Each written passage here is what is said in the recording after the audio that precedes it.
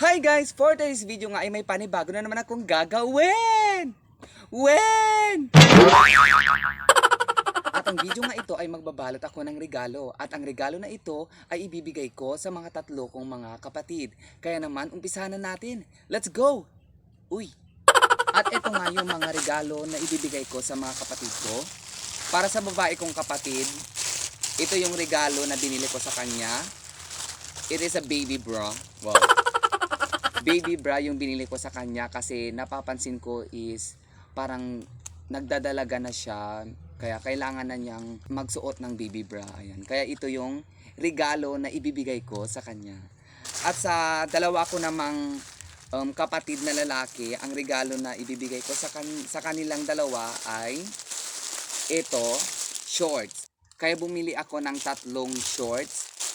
Tatlo po sila. Ayan. Iba't ibang kulay yung binili ko sa kanila. Kasi yung mga short na sinusuot na nila ay parang medyo maliit na, hindi na kasya sa kanila, kaya bumili ako ng bago nilang short. Kaya ito yung ireregalo ko sa kanila. O di ba? Ang sweat. Sure. So ayan, let's go. Umpisahan na natin magbalot ng regalo.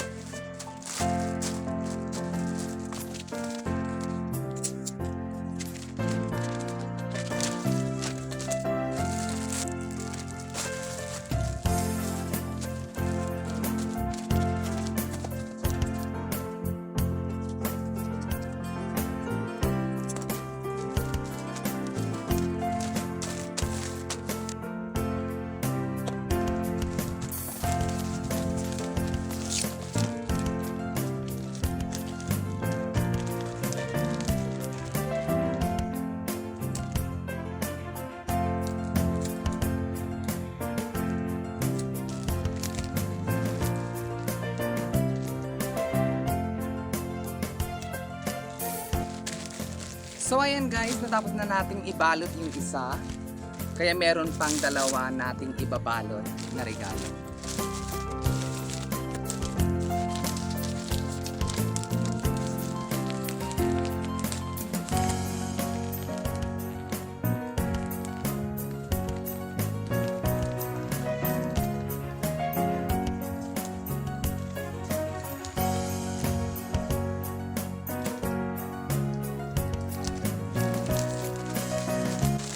So guys, tapos na nating balutin ang dalawang regalo at meron pang isa nating babalutin. Kaya naman, i-continue na natin ang pagbabalot. Let's go!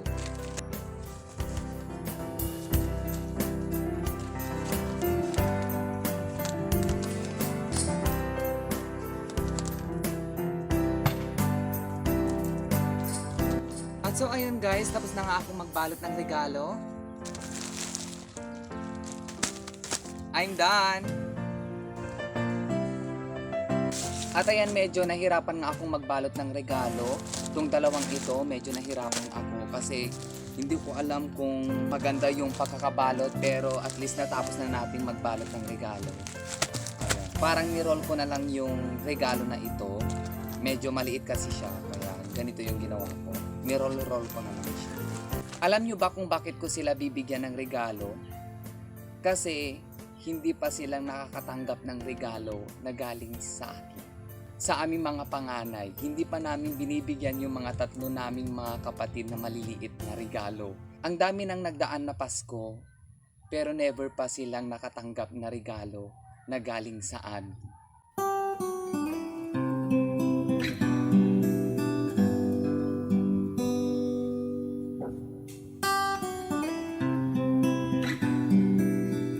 So ayun, first time kong bibigyan sila ng regalo kasi alam ko na deserve po nilang bigyan ng regalo, lalong-lalo na kailangan po nila itong regalo na ito.